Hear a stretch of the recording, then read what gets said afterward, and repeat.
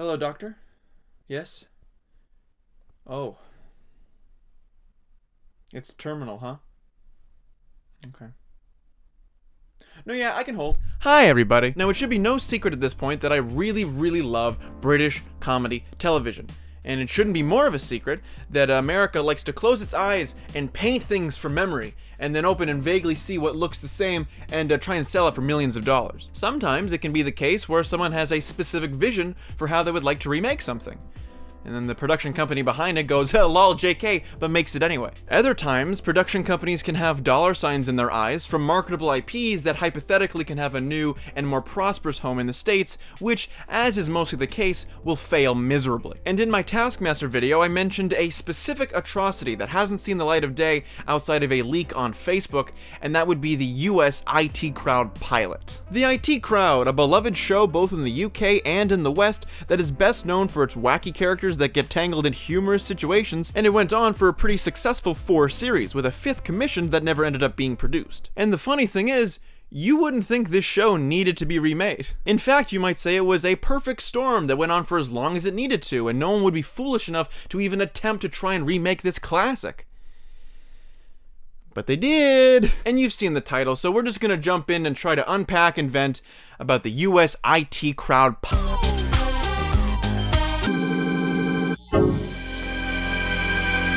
So I'll briefly start with what little I mentioned in my Taskmaster video and stand firmly by my opinion that Joel McHale was a terrible casting choice. Initially, before watching the pilot in its entirety, I just knew that Joel McHale's handsome and charming personality would simply not work when portraying a geek. However, after watching it, I do think I have some perspective as to why they might have chosen him in the first place. Joel McHale is probably best known for his role on Community, where he's the sort of heartthrob leader of the group and has quick-witted sarcasm and a general nonchalance to his personality. Roy from the IT Crowd has some of that wit in his character, though it's translated differently because it's an Irish writer creating dialogue for an Irish actor, similar to an American writer creating dialogue for an American actor, who is also buff. But the point is, they work best in their elements separately. Casting McHale as Chris O'Dowd's character that's meant to be geeky and sleazy and charming on a sarcastic level doesn't gel with the elements that made him so strong on Community. Therefore, lines that worked well with the fast-talking and animated Chris O'Dowd don't align with the strengths of the heroic and mature Joel McHale.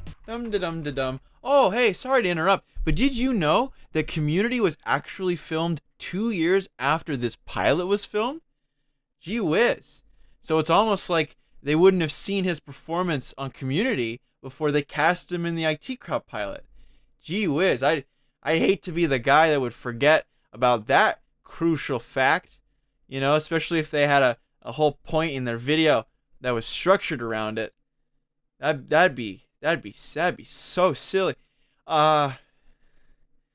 You're looking at, what were we talking about? On top of that, Joel's performance feels like he's in an elementary school rendition of the IT Crowd pilot with just how over-exaggerated he acts. In fact, it feels like everyone's doing a show for toddlers, where many of the jokes have uncomfortable pauses afterwards, waiting for the laugh track to come in.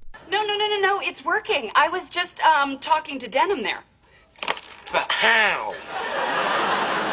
In short, quirky and geeky is not charming and brawny.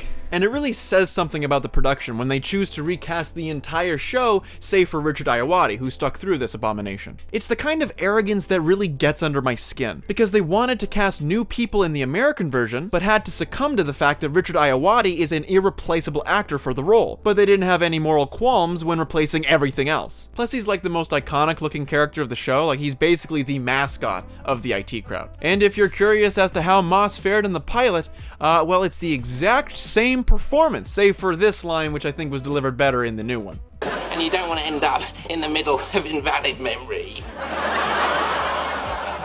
Hello? And that's literally it, because most of the dialogue spoken in this US pilot just feels off when compared to the original. How about a nickel for every time I said that? This is my new voice. With the covered in blood bit and the noticing when she'll slip up bit, the lines just feel awkwardly delivered, and I can't tell whether it's on the fault of the actors or due to poor direction from the director. And sent. How can I help? Yeah, we were just wondering, now that you're the boss, would you like us to access the data supplier and connect you up to the Matrix? You just made all that up. Abort plan! Abort plan! We are more than capable of taking care of ourselves. Sure. You know you're covered in blood. Look, the point is... You see, it just doesn't work very well. I think this brings back the point of how the lines were written and paced for the actors in the original, because you can see how well they work off of each other and how they fine-tune their line deliveries to get the most comedy out of each sentence. With the new actors, it feels like they missed all the subtlety of the dialogue in each situation and just delivered them in the most Route One way possible. And there are many times watching the pilot where I did laugh, not because it was done well, but because I remembered how it was spoken in the original, and that made me laugh. All of this boils down to the core issue of why I truly despise this pilot, because after watching it, you just notice how lazy the entire production is. One thing I noticed was that the pacing of the dialogue felt incredibly slow and clunky right from the start. Look at Denham's character. In the show, he's an incredibly electric and temperamental boss who is unpredictable in each scene he's in, as well as the most intense and chaotic of the cast. The lines written for him help reflect that, and his mirrored energy makes him a constant joy to watch every time he's on screen. In the new pilot,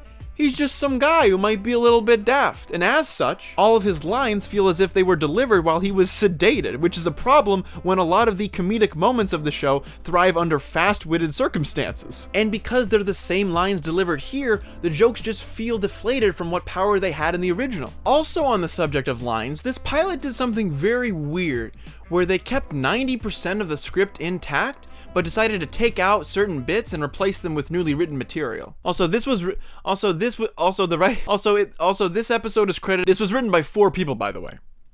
Just let that sink in for a moment. 4 people to write like 5 minutes of new material when they already had a script that was 100% written and completed. My guess is that in order to give faith to the network that the show could have a new life on NBC, they decided to write new material to prove that a new staff could pick up where the old staff left off in terms of writing. Problem is, those scenes weren't funny. Granted, they're not terrible, but it's nothing new or engaging enough to pique anyone's interest. In fact, some of their substitutions were already written better in the original show. For example, the bit where the 3 are about to leave Denham's office, Roy makes up an excuse that his computer now has voice recognition, and there's a funny little bit where he tries to activate his computer.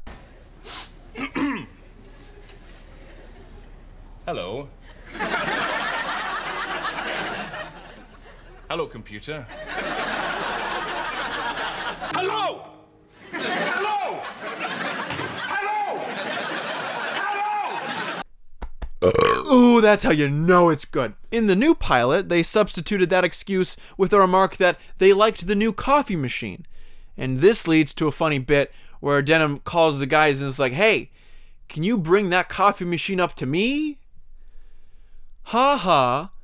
Ha ha. And if I didn't have the reference of the original, that joke would just be a meh at best. But because we have this wonderfully written episode to refer back to, it's just boggling why they didn't bother to keep any of the funnier bits in. They even took out the main thesis of the show, which is the yesterday's jam rant. That's like the main idea of the episode, and something they even mock with how it doesn't even work that way. It's like they're pally-wally when there's a problem with their printer, but once it's fixed, They toss us away like yesterday's jam. yes!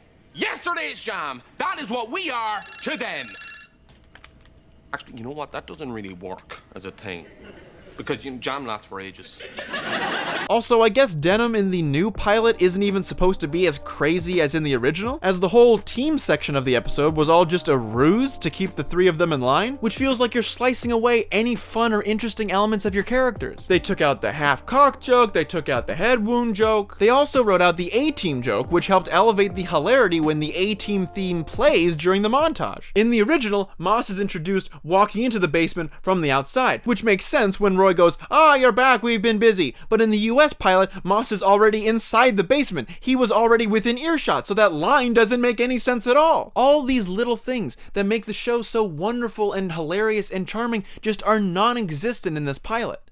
Oh, and the intro. Listen to me. The first shot of the first episode was done poorly. In the original, we see the picture of Denham scowling in his office, allowing us to imagine that he's quite cutthroat. Then the shot slowly zooms out to show the actual Denham sitting in the exact same pose in the exact same frame, introducing the more quirky aspect of his character. All of it still in frame to allow the humor to set in. With the new one, they pan away from the picture entirely. So when you see Denham and his stare, the frame feels almost forgotten and the joke doesn't land as well. I'm sure the reason why they did it was because it's a lot easier to just cut out out an image and paste it in editing rather than take a unique photo to actually hang on the wall. But doesn't that make it funnier when you consider the amount of effort that went into making that joke work? Sure, the edited frame is more precise of a replication, but panning away from it entirely renders the joke more ineffective than if everything stays within the same shot the whole moment. Now look, I could go on and take apart every minute detail that they took away from the original script, but you get it,